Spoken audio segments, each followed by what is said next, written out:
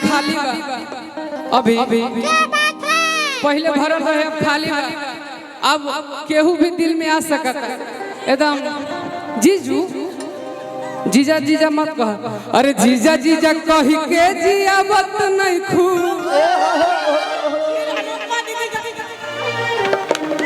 काहे कि ठंडा बा हम ठंडाता नहीं। अच्छी नृत्यांगना है भोजपुरी की, उनको बुलाइए।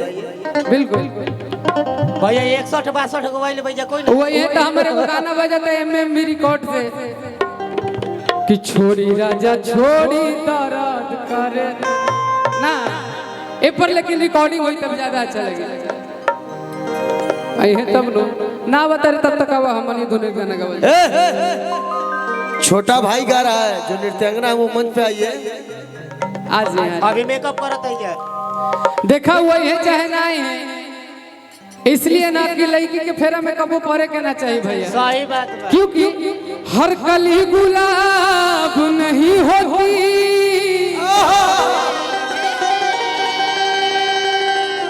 कि जो प्यालों में छलक जाए वो शराब नहीं होती।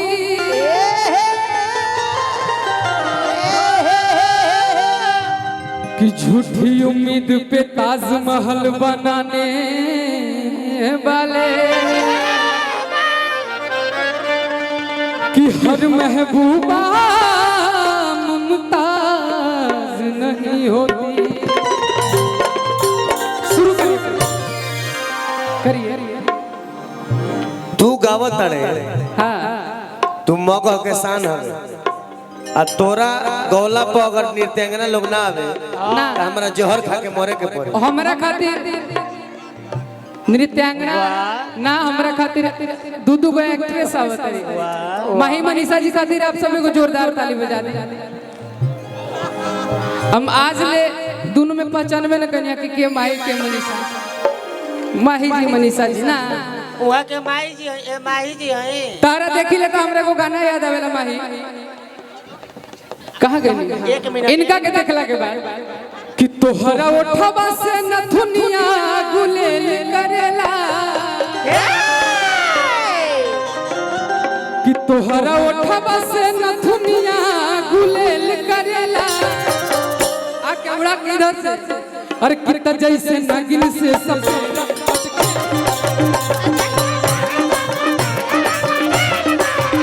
जैसे नागिन से सफेरा खेले तो ओठवा से नथुनिया गुलेल करेला। लेकिन माही और मनीषा मंच में बारी तो मंच भी बड़ा होके के चाहिए ना, मंच भी बड़ा होके के चाहिए। एगो इधर से एगो उधर से, आप इधर आ जाइए मेरे पास। ये टैलेंट इनमें ही है, पूरा भोजपुरी हमने दोनों आए। मेरे भैया हमसे भी बढ़िया गाते हैं मेरे भैया। तो हरियों से नथुनिया गुलेल करेला, जैसे नागिन से सफेद।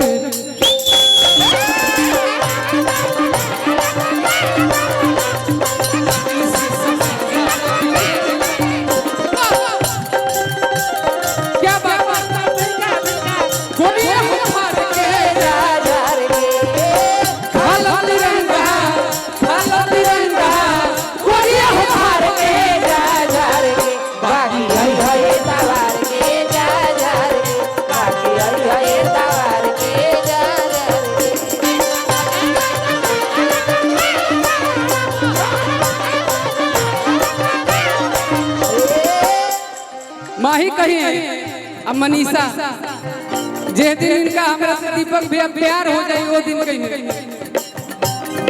एह घड़ी हमारा तखत मीठी खाइल माना, एह घड़ी हमारा तखत मीठी खाइल माना, अरे एह घड़ी हमारा तखत मीठी खाइल माना। हमार दिल खाली बा अभी पहले भरल रहे अब खाली बा।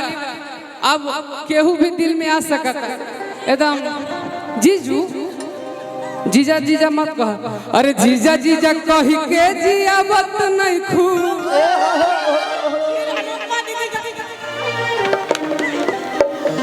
अल्लाह रखा रब रखा जो जहाँ रखा वहाँ सब सही से रहेंगे। बना रहा भी वही अरे ये है घड़ी हमारा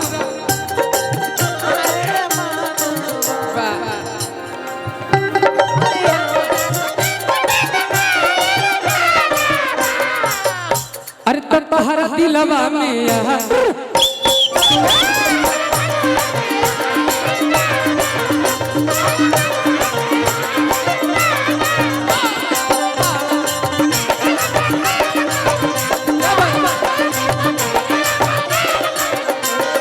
लेकिन तोहनी दोनों बाड़ू तब कहता नहीं तारा पर ज्यादा सूट करी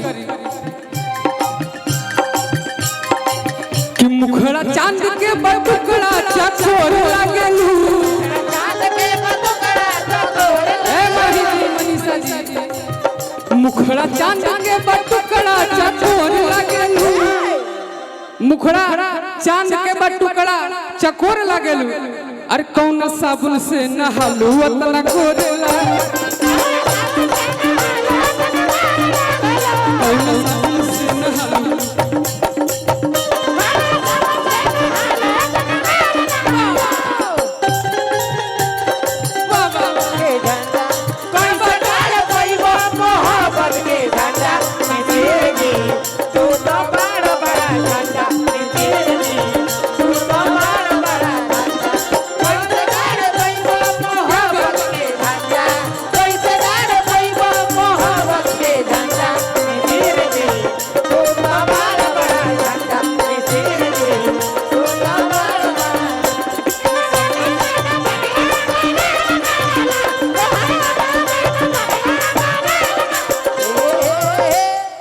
हर रूप के बड़ाई करे कोई तो हम यही कह के करे अरे कितना सुनवा के पानी कि चढ़ा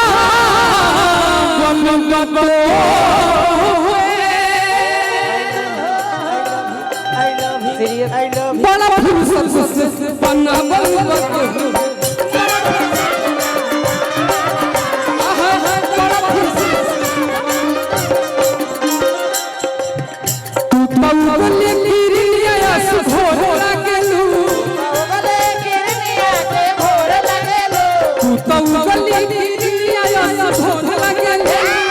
अरे तो कौन साबुन से नहालू उतना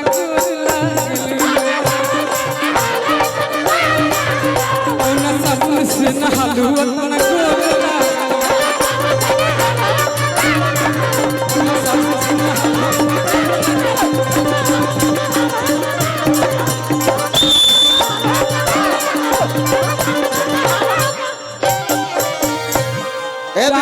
भैया